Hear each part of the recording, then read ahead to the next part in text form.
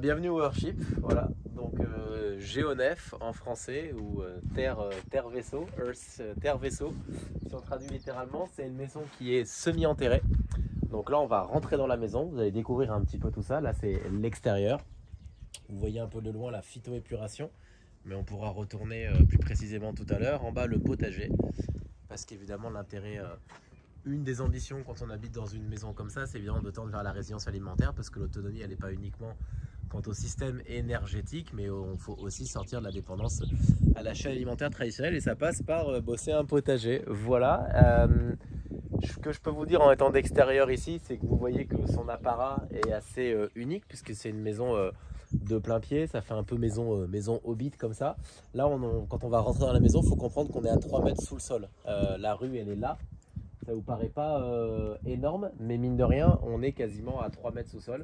Donc on a dû terrasser, et un Earthship ne peut se construire qu'avec minimum 500 mètres carrés de terrain, puisque pour avoir ce que vous voyez ici, plus tous les systèmes qu'on verra plus tard, c'est-à-dire les citernes et les puits canadiens, on discutera quand on parlera des aérations, c'est 500 mètres carrés. Voilà. Donc si vous voulez un petit jardin, ne serait-ce qu'un petit lopin de terre, 500 mètres carrés à l'échelle rurale, c'est un lopin de terre. Quand on est en ville, c'est énorme. Il faut avoir 1000 mètres carrés. Voilà. Mais sachez qu'en tout cas, si vous avez l'intention de construire un Earthship, c'est 500 mètres carrés pour abriter la maison et ses systèmes. Voilà. Et là, on va rentrer à l'intérieur de la maison pour découvrir un petit peu la bête. La particularité visuelle de Earthship, c'est les murs en cul de bouteille. Voilà, donc ça c'est énormément de travail, puisqu'il faut prendre 2 bouteilles, avoir des culs de bouteille identiques, les couper, les sécher et les nettoyer. Donc quand on a fait le chantier école où il y a eu 100 personnes pendant un mois, du 17 juillet au 12 août 2017, il y avait un atelier qui était entièrement dédié à ça. Et voilà, c'était une vraie petite fourmilière, et donc il y avait 3-4 personnes attitrées à chaque fois. Et pour la construire, comme le temps de séchage est nécessaire, on peut pas faire plus que 2-3 rangées de bouteilles à la fois. Donc là c'est le lundi, là c'est le mardi, là c'est le mercredi, là c'est le jeudi, parce que si on fait tout en une fois, évidemment ça va s'écrouler. Voilà. Voilà, bienvenue. Merci. Rentrez. Donc vous allez voir plus tard quand ils sont peints en blanc, parce que malheureusement on les a pas encore fait, mais ça sera bientôt fait. Normalement ils sont tous censés être peints en blanc, et vous le verrez de l'autre côté. La magnificence de cette esthétique là, c'est que quand on a le coucher ou le lever de soleil, c'est des culs de bouteille qui sont colorés, et donc du coup il y a du bleu, du vert, du jaune, et c'est assez magnifique. D'ailleurs c'est la couverture du livre, on a choisi cette image de Pasirante. Là on a l'arbre de vie qui fait face au soleil. Ça c'est un des 2 SAS. Pourquoi le SAS? Parce que Earthship Biotecture, qui est la société qui donc construit les Earthships dans le monde, ou aide à son autoconstruction, eux ils sont basés à Taos aux États-Unis. Il faut savoir que ces maisons-là, leur climat idéal, c'est un climat très tempéré, c'est-à-dire beaucoup de soleil, le plus possible. Le froid, peu importe le froid. En fait, ce dont a besoin un Earthship, c'est principalement du soleil et un peu d'eau, parce que nous on n'est pas relié au réseau d'eau. Donc ça veut dire qu'il faut qu'on puisse à un moment quand même avoir de l'eau pour se doucher, pour faire ses machines quand on en a. Et donc pour ça il faut à minima être sûr de ne pas être dans une région trop sèche, mais il ne faut pas être dans une région trop humide et mal ensoleillée, parce qu'en fait ce qui va faire la chaleur de la serre, c'est pas le froid de l'extérieur, parce qu'elle est très bien isolée, c'est le soleil. Donc il vaut mieux avoir un -2 avec du soleil qu'un 10 degrés grisâtre et humide. C'est ce qu'a expliqué la Dordogne? Non, parce qu'on est plutôt dans un climat humide en Dordogne. Ça, on pourra y revenir plus tard, le choix de la Dordogne. Donc ça, c'est un des 2 SAS. Donc oui, donc je termine. Donc pourquoi le SAS? Le SAS, tout simplement parce que c'est des coupes froids. Et que quand on a Taos, il y a beaucoup de soleil. Par contre, il fait très froid. Et donc vous pensez bien qu'il n'y a pas de chauffage dans un Earthship. Donc toute déperdition de chaleur, quand elle arrive, on peut mettre des jours à la rattraper. Et donc du coup, pour éviter les déperditions de chaleur, on a ce coupe-froid qui est le SAS, qui permet d'enlever les chaussures. Ce qui fait que la chaleur de la serre n'est pas altérée par une porte et qui s'ouvre directement et qui laisse le froid à l'extérieur rentrer. Voilà. Donc ça c'est la grosse particularité de Earthship. Nous c'est vraiment pour ça qu'on est tombé amoureux de la maison. C'est cette serre. Voilà. Moi on a vu ça nulle part ailleurs. C'est assez incroyable. Et nous quand on a eu la chance de vivre dans un Earthship à Taos pendant 7 jours, déjà qu'on a compris que sans chauffage on pouvait être en t-shirt comme aujourd'hui. Alors là on était fin novembre, il faisait -10 ou -15 dehors, on était en t-shirt, il faisait vraiment chaud. Et c'est le fait d'avoir une serre dans la maison, au-delà de l'esthétique, au-delà de la virtuosité que ça amène au fait qu'on ne perd pas une goutte d'eau, mais ça j'expliquerai, je peux expliquer tout après si vous voulez. Il y a un côté aussi nourricier, et pour nous c'est le plus grand des luxes en fait. On dit souvent qu'une maison autonome peut être des contraintes, mais en fait cette contrainte c'est une richesse, parce que ne serait-ce que pouvoir venir prendre son épinard, son aloe vera, son chou kale, sa blette, ses tisanes, ses grenades, on a des bananes là-bas, dans sa maison, c'est assez incroyable. Et qui dit serre dit qu'on peut aussi, parce que quand on tend vers l'autonomie alimentaire, il faut savoir accepter de manger les choses de saison. Et en hiver, le panais et la pomme de terre, on commence un peu à en avoir, et la courge, on en a un peu ras la courge. Et donc l'avantage de la serre, c'est que ça permet justement de sortir un petit peu de ce cycle-là, et de pouvoir avoir des choses qui sont hors saison. On a eu des fruits de la passion, on a des tomates cerises, et ça on en a toute l'année. Et ça c'est quand même le petit plus, enfin, le gros plus, voilà. Alors, il y a des plantes qui sont implantées depuis longtemps. Alors nous on plante, il y a des choses qu'on plante au fur et à mesure. Tous les ans ça change un peu. Si on revient l'année prochaine, ce sera pas tout le temps la même chose. On a vraiment des inaltérables qui sont là tout le temps. La plante moutarde, elle est là depuis tout le temps. On a toujours des épinards, on a toujours eu l'aloe vera qui est là-bas, on a toujours eu l'œillet passion. Le bananier, on l'a pas toujours eu. Le fruit de la passion, on l'a pas toujours eu. Le chou kale, on a toujours un peu de quoi se nourrir pour prendre la salade. Parce que nous, on mange beaucoup de salade, donc moi j'adore. Hop, j'arrive, je prends 3-4 feuilles et bim, je mange. Et après, on a aussi un cahier des charges. On n'est pas censé mettre que du nourricier. Nous, on aime beaucoup la tisane, donc on peut mettre de la verveine, on peut mettre du basilic, voilà. On peut mettre de la citronnelle, on peut mettre plein de trucs. Voilà. Et donc, pourquoi c'est majestueux? Parce que, c'est juste magnifique. Et que du coup, on a de la vie, on a de la verdure tout le temps, en fait. Donc, cette maison, c'est ce qu'on dit, c'est ce qu'on essaie d'expliquer dans le livre. Et quand on loue la maison et que les gens nous confirment ça nous conforte dans ce qu'on pense. C'est que ça, en fait, ça rend la maison vivante. On dit toujours le Heurship, c'est un peu notre deuxième enfant. C'est un peu le 4e membre de la famille.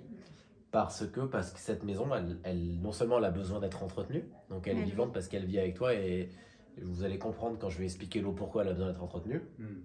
En tout cas, elle a besoin d'une présence.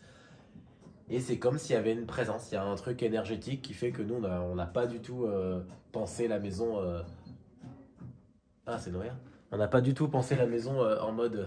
Je joue du piano, j'avais oublié. On n'a pas du tout pensé la maison en mode feng shui.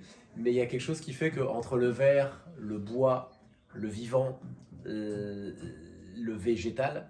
Il y a quelque chose qui fait que dans cette maison on est vraiment bien, et tous les gens nous le disent, quand on est bien, en fait. Il se passe quelque chose, voilà. Et je pense que la végétalisation de par la serre, le fait qu'on ait du vivant tout autour de nous, et on le voit vraiment à quel point il est bien dans cette serre, voilà. Donc qu'est-ce qui fait pourquoi c'est magique? Donc ça c'est très important, parce que c'est un des principes fondamentaux du Heurship. C'est que là ça a un petit regard là, donc on va pouvoir regarder si j'y arrive à l'ouvrir.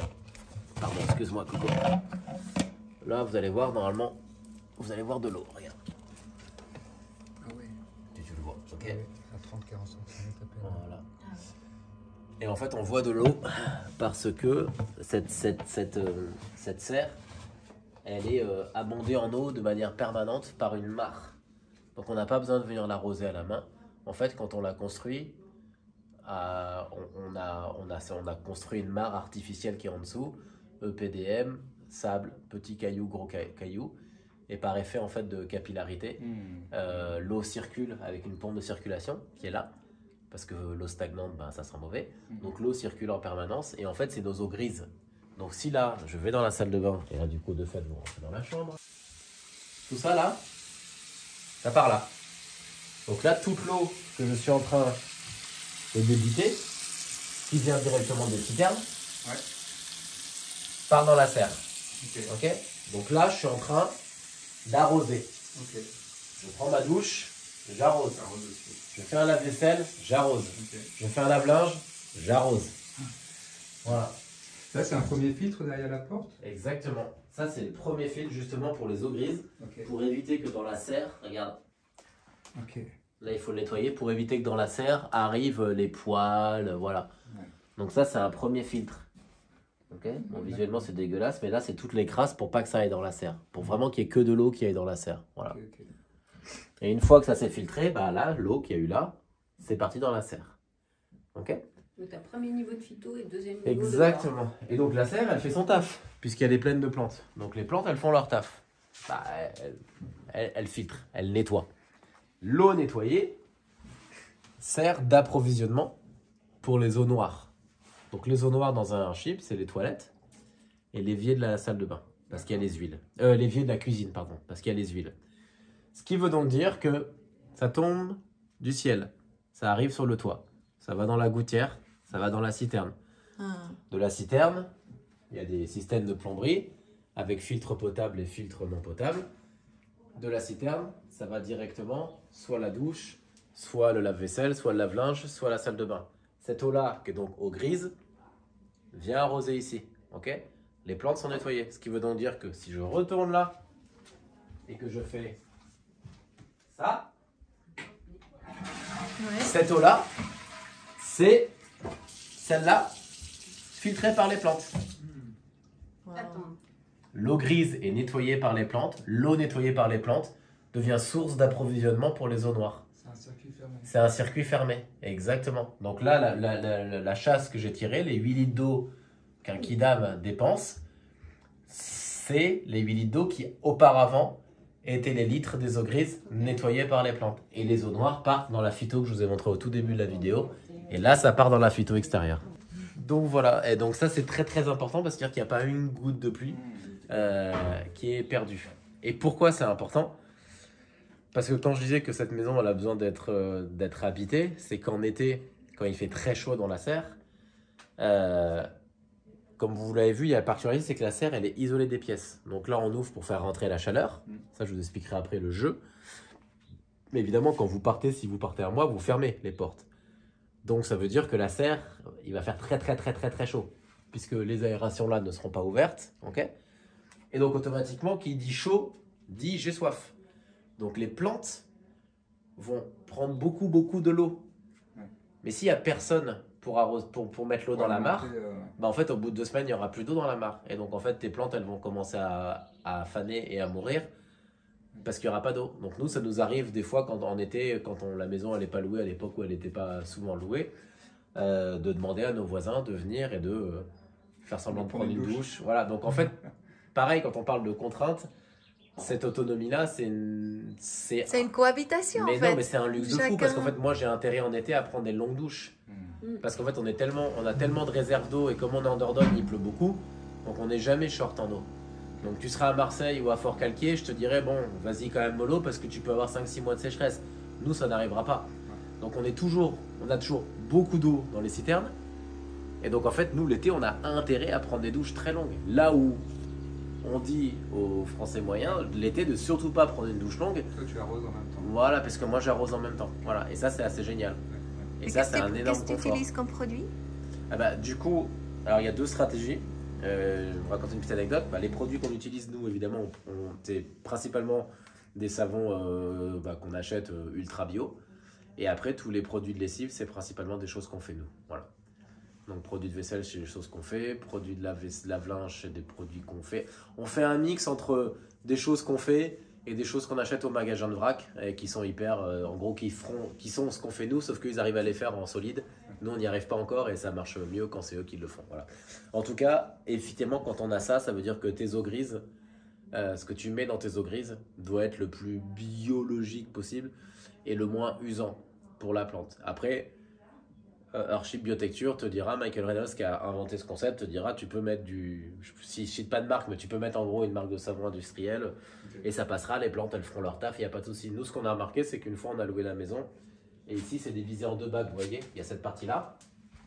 Vous voyez, il y a une petite rupture. Ok. Donc là, c'est un premier bac de marc, et là, il y a un deuxième bac de marc. Ça, c'est notre chambre. Ça, c'est que notre chambre et le lave-linge. Ok. Ça, c'est le lave-vaisselle et la salle de bain de Noé. Okay.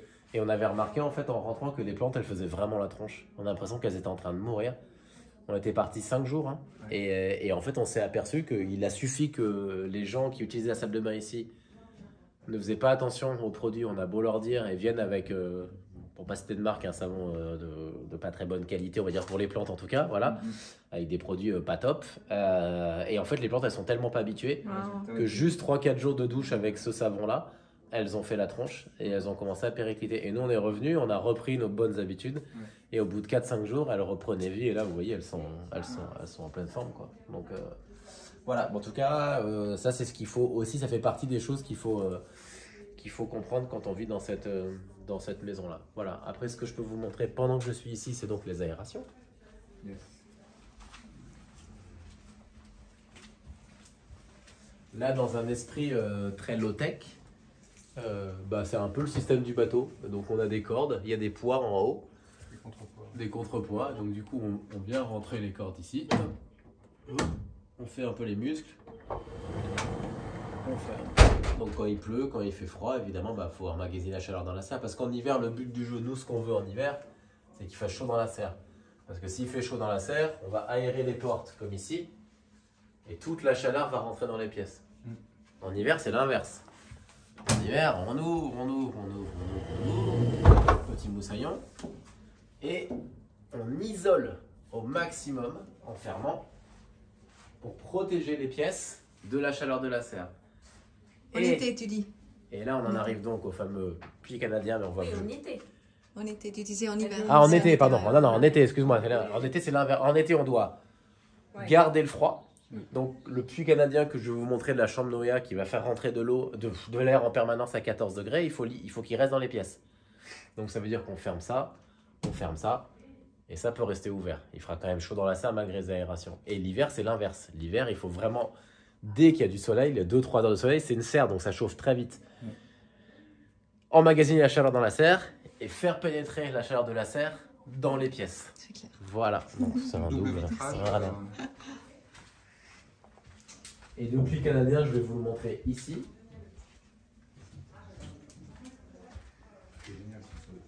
C'est ça. On en a 4. Oui, on a vu avant. Un dans notre chambre, un dans la chambre de Noéa et 2 dans le salon. 4 bouches à l'extérieur. Exactement. 4 bouches à l'extérieur, 4 bouches à l'intérieur. Et là, si tu mets ta main, en fait, c'est une clim. Tu as un air de 14 degrés qui sort en permanence. Ouais, Voilà. c'est un petit filet. C'est un tube en grès, en fait, avec un coude. Parce qu'on est enterré. Ouais. Donc, du coup, il a fallu. En fait, c'est un coude à 90 degrés. Si tu es en haut, ça fait comme ça. Et après, il y a eu une sorte de perpendicularité. Parce que on peut pas le mettre droit, en Bien fait, sûr. parce qu'on est à 3 mètres sous terre. Donc, le puits canadien, il est au niveau de la rue. Oui. Il a fallu le faire descendre ici. Donc, ça, c'est en céramique, en grès. Ok. Et hyper bien isolé et entouré de terre. Et comme la terre est à 14 degrés, lui, il reproduit, en fait. Voilà. Donc, il te sort en permanence 14 degrés. C'est Ce qu'il le faut- principe des pompes à chaleur alors, 14 degrés, non? Ah, ça, je sais pas assez calé en pompe à chaleur. Je peux pas te dire. Et Ce 14 que je- degrés l'été et l'hiver du Ah, coup. c'est tout le temps. Ouais. Ah, quelle que soit Donc, la température à l'extérieur. T'as du froid qui arrive en été. Exactement. Et en hiver. Bah, en t'as hiver, 14. non, en hiver, tu le laisses fermer tout le temps. D'accord. Sauf, tu as quand même besoin d'aérer la maison, parce que vous avez quand même vu la particularité de la maison, c'est que tout le côté nord, est et ouest, il n'y a pas d'ouverture, est clos. Ouais. Les seules ouvertures qu'on a, c'est côté sud, Oui. et c'est les Velux.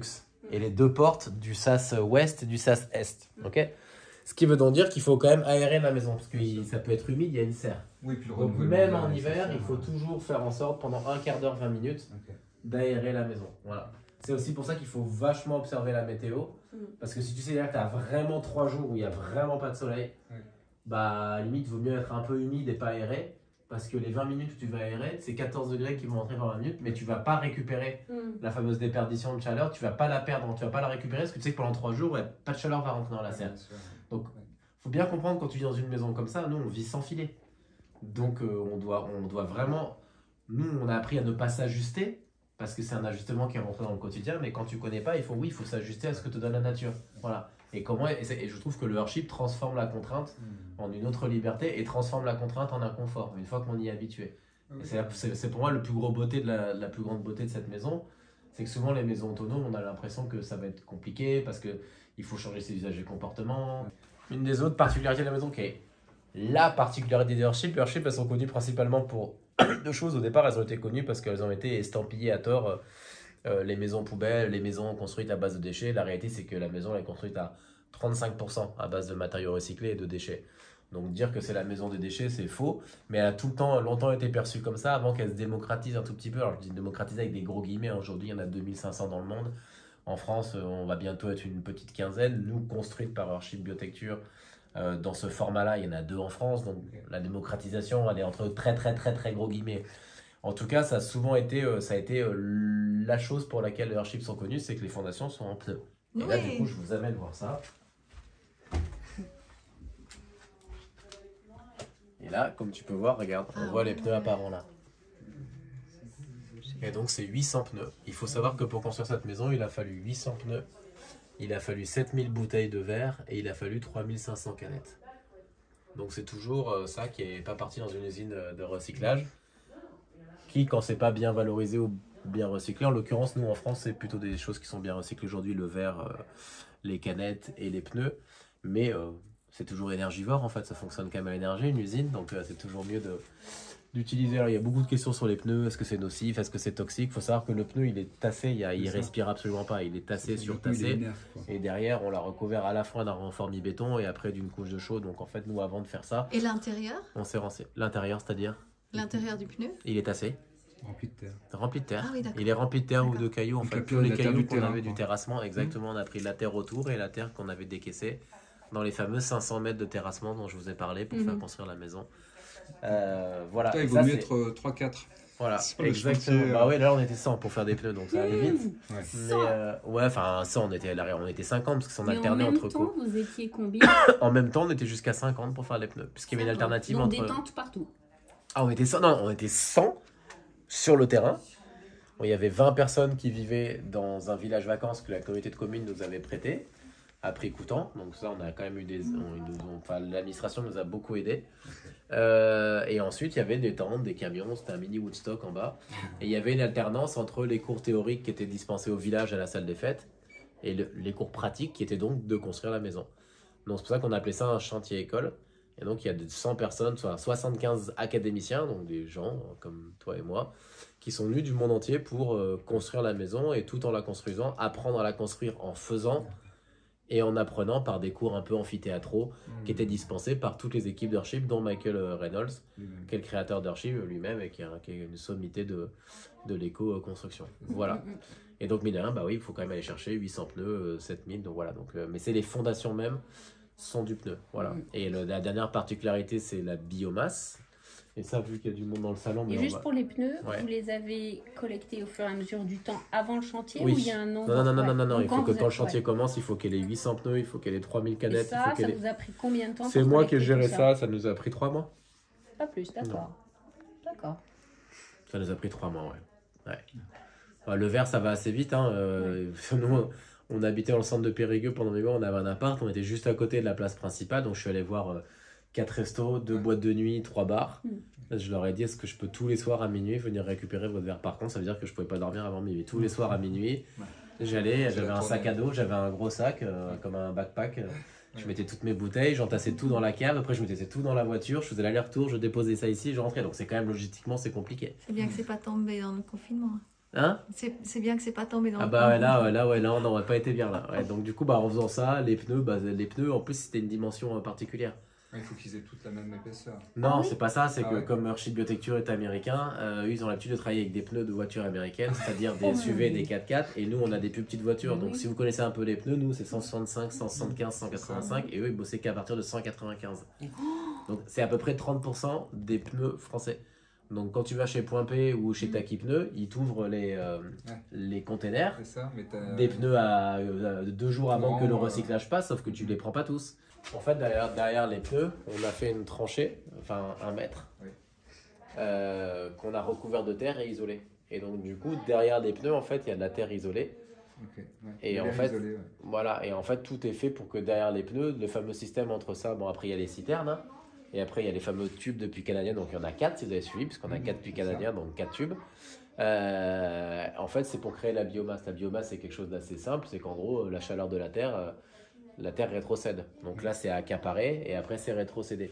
C'est pour ça qu'on dit souvent il faut 2 ans pour que le Earthship se régule, parce qu'il faut quand même que les pneus et la terre prennent la chaleur. Donc on a besoin de 2 étés pour qu'elle puisse rétrocéder, que l'hiver soit pas trop froid. Nous, le deuxième hiver, nous a pas semblé très très froid. Il y a eu des journées où on est descendu un peu en dessous de 16. Maintenant, on est descendu quelques fois en dessous de 17, mais c'est très rare. La promesse de Earthship, c'est que tu es toujours entre 17 et 20 degrés. Ta température constante partout. Voilà. Donc captation des calories pendant la période chaude et Exactement. relâchement Exactement. quand nécessaire. Exactement, Ouais. exactement. Et donc pour ça, la maison, elle est construite pour ça, avec cette tranchée, cette isolation. Ok. Donc avec une isolation côté côté terre. Et par contre là, c'est directement, il n'y a pas d'isolation côté pneu quoi. Ok. Donc tu as juste le pneu, Ah, ouais. la tranchée donc avec la terre. Ensuite, imagine tu as une tranchée un peu de verdun de 1 mètre, là remplie de terre. Là, tu as des isolants partout. Oui. Là, on a rempli de terre. Après, tu as recouvert comme un bonbon. Et après, derrière, bah, c'est de la terre. Et après, tu arrives. Et après, tu as les puits canadiens et les citernes. C'est Voilà. très clair au niveau du principe constructif. Voilà. Et donc, du coup, ce qui fait que nous n'avons pas de chauffage. Même pas de poêle, rien. Oui, c'est ça.